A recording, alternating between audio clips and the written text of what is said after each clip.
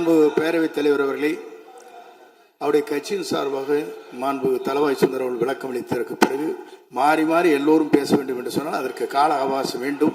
ஆகவே உங்கள் சார்பாக உங்களுடைய கட்சியினுடைய உறுப்பினர் தெளிவாக இங்கே சொல்லி இருக்கிறார் என்பதை தெரிவித்துக் கொள்கிறேன்.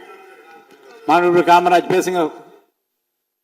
மாண்புமிகு பேரவைத் தலைவர்களே, 8வது முறை நம்ம உறுப்பினர்கள்லாம் கமெண்ட் அடிக்கிறாங்க. முதலில் இந்த தனது பிறந்த நாளை கொண்டாடும் மாண்புமிகு தமிழ்நாடு முதலமைச்சர் அவர்களுக்கு எனது உளமார்ந்த பிறந்தநாள் நல்வாழ்த்துக்களை தெரிவித்துக் கொள்கிறேன். சமூக நீதி, கல்வி, தொழில் வளர்ச்சி, பெண்கள் முன்னேற்றம், இளைஞர் நலன், தமிழ்நாட்டின் ஒட்டுமொத்த வளர்ச்சிக்காக அவர் மேற்கொண்டு வரும் மக்கள் நல பணிகள் மேலும் சிறக்கவும், நல்ல உடல் நலத்துடனும் நீண்ட ஆயுளுடனும் மக்கள் பணியாற்றவும் இறைவனை பிரார்த்திக்கிறேன்.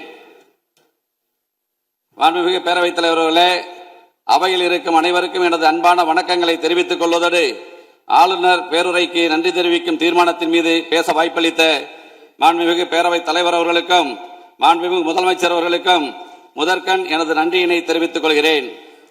கடந்த 4 நாட்களுக்கு முன்பாக நம்முடைய ஆளுநர் அவர்கள் இந்த அவைக்கு வந்தார். அவர் சென்றபோது அவர் அறிக்கையாக வெளியிட்டது புதிய உதயம் தோன்றிய நாள். நாம் அனைவரும் இணைந்து பயணிக்க தொடங்கியுள்ளோம்.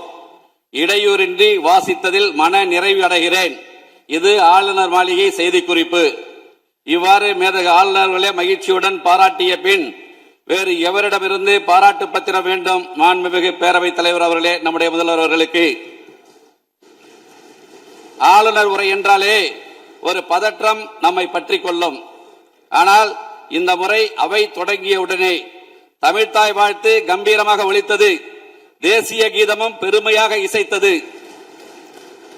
மேதகு ஆளுநர் அவர்களும் ரொம்பவே சந்தோஷமாக புன்னகையோடு தன் உரையை வாசித்து முடித்ததோடு இன்றைக்கு தமிழ்நாட்டில் ஒரு மாபெரும் சரித்திர புரட்சியை தன்னந்தனியே ஏற்படுத்தி உள்ளார் நமது மாண்புமிகு முதலமைச்சர் என புகழ்ந்திருக்கிறார்கள்.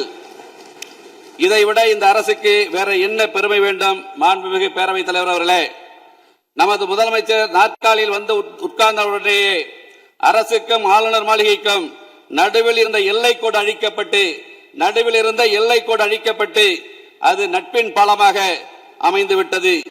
இதோடு நிற்கவில்லை.